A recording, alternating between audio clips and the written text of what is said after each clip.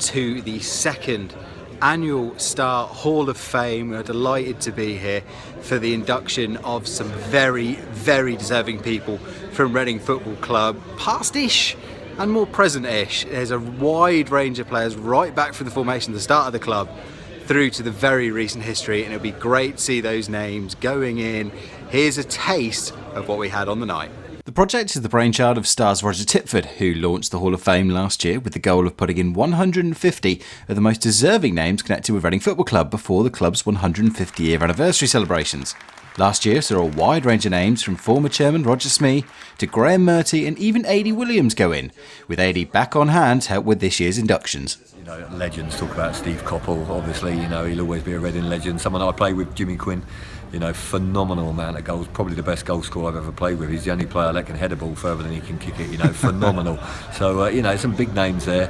One or two people no longer with us, unfortunately, but, you know, I think it's important that they are remembered and they are inducted, and looking forward to it. The names of those to be inducted was kept a closely guarded secret, but Roger was on hand to give his thoughts ahead of the big night. Of the 11 that we put in last year, I think the ones that gave me a particular kind of delight were John Arla as our first celebrity fan, the famous cricket commentator and Reading patriot, and Brownlow Haygarth, who was our first England international and the first sort of star player that Reading ever had in the 1870s.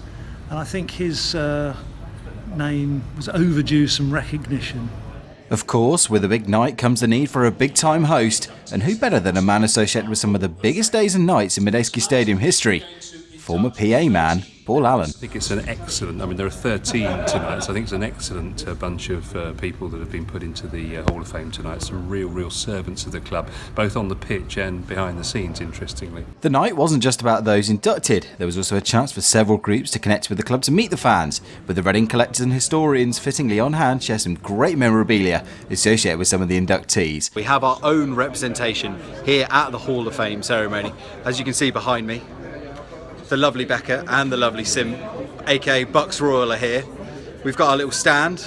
It's not too bad. We've got a banner that's probably going to look backwards when we do this, but some very good turnout here all round. Lots of different people here represented. We've got the collectors, these guys there. We've got Total Communications, who help speak to the deaf team and sponsor them even. We've got someone who's been on the podcast before. I won't name names. Former Players Association are here. And of course, Star themselves. But of course, the big reason everyone was in attendance was to celebrate the 13 men being inducted in 2017.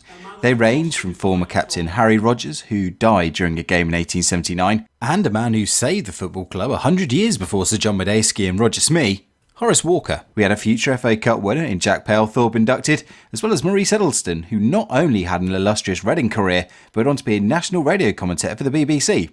Then, of course, we had names more recognisable to recent fans, likes of Steve Death, Jimmy Quinn, Steve Coppell, and even Gylfi Sigurdsson. So, of those not in yet, who might Paul and Adi like to go in next year? Well, that's a tough question because there are so many Reading legends out there. You know, people say that to me and they call me a legend, and it's very humbling. And, well, you know, I'm not so sure I am, but I love my time here. I was born here, I grew up in Berkshire, played for Reading. I couldn't have asked more. Maybe, if you're going to put me on the spot, I think Michael Dukes deserves to be in because, you know, he's a true Reading legend. Walking up the stairs here to the Princess Suite at Madejski Stadium, there's a picture of 4 Reading players, 4 goal scorers at the Seymour Cup at Wembley. Michael Dukes being one of them. I think Mickey Tate, Stuart Bevan and Neil Smiley the other. So Dukesy, put Dukesy in there, he'll be happy. I mean, we've seen Gylfi Sigurdsson go in, we've seen Steve Coppell go in, and I really think that 2006 squad was just so special. 2005-06 was such a special squad that they all really need to be in there in some way, shape or form. But I'd like to add in Martin Hicks, I think, looking back as well, and obviously Shane Long will be part of that 2005-06 as well, but those are the names that immediately come to mind. And you can find plenty more information on all those inducted up on the Star website right now. It was a fantastic night to celebrate some of the wonderful history the club has had over the last 146 years, and we already can't wait for 2018's inductees.